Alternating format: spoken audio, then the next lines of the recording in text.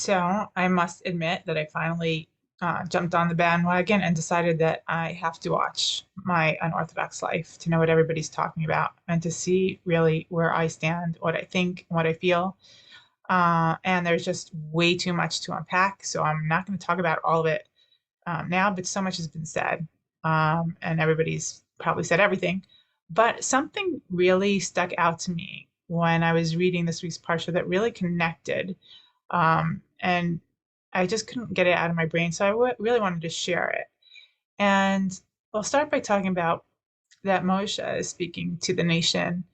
And he says to the nation, "Now, O Israel, what does God want from you?" And he says, just to have yirah, like awe, an awe of God, and to follow in all his ways, to keep his commandments, and to love him. It basically says everything. What does God want from you? Everything. Your heart, your body, your soul, your actions, your devotion to him. But he ends and says, for your good, letovcha, meaning that God gave us all these commandments because he wants us to have a good life, because he wants us to do things that will give us inner peace, a good personal life, a good family life, a good communal life, and a good life on this earth. And he doesn't want it because we're doing something for him. Every time we do a commandment that we're making him happy because we're doing something he said that we should do, um, as some random rule. He gave us these instructions so that he can see us, his children, thrive and grow and have a healthy, good life if we're following Torah properly. Properly.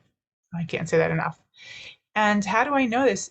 Because he goes on to say, he says, and God is not a God who takes bribes and who wants things like that. And it shows his fairness, how he cares about all these forgotten people, the widow, and the orphans and the strangers in the land, the people that people forget about. God doesn't forget about. God knows and takes in consideration everything. And when he says he doesn't want a bribe from us, and then he tells us about remembering all the forgotten things, what he's telling us is that you can't do things. You're not, when you do these commandments, you're not doing me any favors. I ask you to do it because I care. I care about the forgotten. Everybody has these parts in them. Everybody is a stranger in a certain sense, in certain things, in certain times in their life. And sometimes everybody feels like an orphan. You see David Hamelech, who wasn't an orphan, go on and talk about himself as if he was an orphan, because every time people, most people experience in their life these feelings of being all alone. And I have to tell you, as somebody who's dealt with issues of depression myself and all these existential questions, what's brought me comfort and peace of mind in my life really has been, um, in my search, in my study of Torah, in doing things to have a better life. And it's really helped me. And so that when Moshe says for your own good, it really resonates for me because I have found this to be better for me and my mental health and my purpose and contentness in life. And it has guided me and how to be a better person, it has guided me how to be a better parent, a better friend. Um, and I really do feel like this is something that's been good in my life.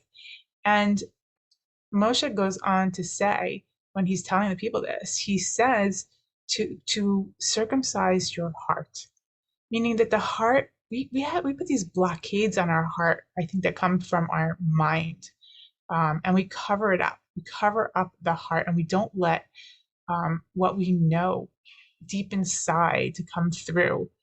And he said that when you circumcise your heart, it will lead you to not being kashay oref, a stiff-necked people, a stubborn people. Because sometimes we're a victim of this and everything that we've put in our head. We look all around the world and we get all these ideas, and we close our heart to what we really know is good, and we don't want to hear it, we don't want to know, because it's easier sometimes. And then we become stubborn in our ways, become stubborn, to the detriment of our own well-being. And God doesn't want that. And Moshe's trying to guide us on how not to do that, is just to open your heart and to listen to that, internal voice sometimes. And don't be so stubborn. Don't be so stubborn. Go back and search when you're searching for truth. Don't go with what's the easier way or what you think you want, but just search in earnest for truth and take away that stubbornness and um, hear things in the way they're meant to be heard. And then you'll hopefully, with God's guidance, come around and have a good life. And when I was watching my Unorthodox life, I really felt such heart pangs for Aaron, the son, because he had a life that he felt was good, and he was following and being shomer Torah mitzvot. And when he was keeping a life in the way that it says in our Torah that I'm discussing, following God's commandments, he was content with that. And his mother kept trying to take that away from him, saying, you need to experience life, you need to experience all these outside things um, to really be happy. When he was saying he was content. And she kept talking, or at least the son kept saying that all he kept hearing out of the mouth of his mother is about fundamentalism, fundamentalism, fundamentalism. And she seems to be so against fundamentalism, but she was pushing her own fundamentalism on him. She was telling him, you have to. And she has all these rules, you don't get married till you're 30. You have to talk to girls. You have to watch TV. You have to experience all these things. And it's just replacing one fundamentalism with what her belief system is and trying to push that on her son. And that doesn't really make any consistent sense. And if he's finding peace within the Torah, and I like what his father said, there's different ways to follow.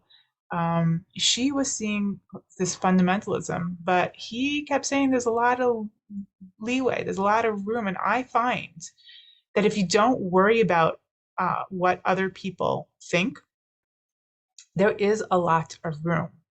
There is a lot of room within Orthodoxy to really forms of different expression, like the 70 people that went down. They say this Shivim Panim LaTorah. There's lots of different people, lots of different ways, and there is wiggle room in there,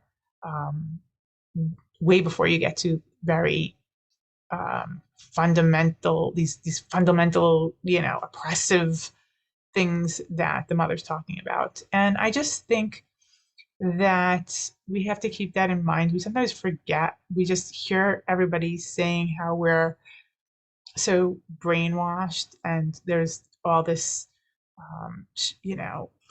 rigid um, barriers that we are forced into. But I have to tell you, I feel like I make a choice every day. I make a choice every day to follow as best I can, the Torah and the mitzvot, because it enhances my life and it makes it beautiful and meaningful. And I feel like it's for my better good. And I really hope that people like me, but when they get upset with certain things, before they decide, they're just going to ditch it, just to see if there's space within the system where they can enjoy the benefits and the beauty and the goodness, and feel a freedom of expression on their own as well. Because I think there is a lot of space for that. Um, and I think that people also tend to forget, some people, and not speaking for everybody, who decide to ditch it all, forget and don't realize where a lot of their base core beliefs do come from, a goodness that was instilled within them in the society and in their heritage, and that it was imprinted in their genetics because of generations and generations of following the Torah, of doing good and God's will. And that it does have a foundation, a core, a root, that I don't think can be denied. Anyway, that's my take. And I wish you all Shabbat Shalom. And of course, feel free to disagree with anything I said. Let me know in the comments. I'm always interested to hear your thoughts. Love to hear your thoughts. And I wish you all Shabbat Shalom.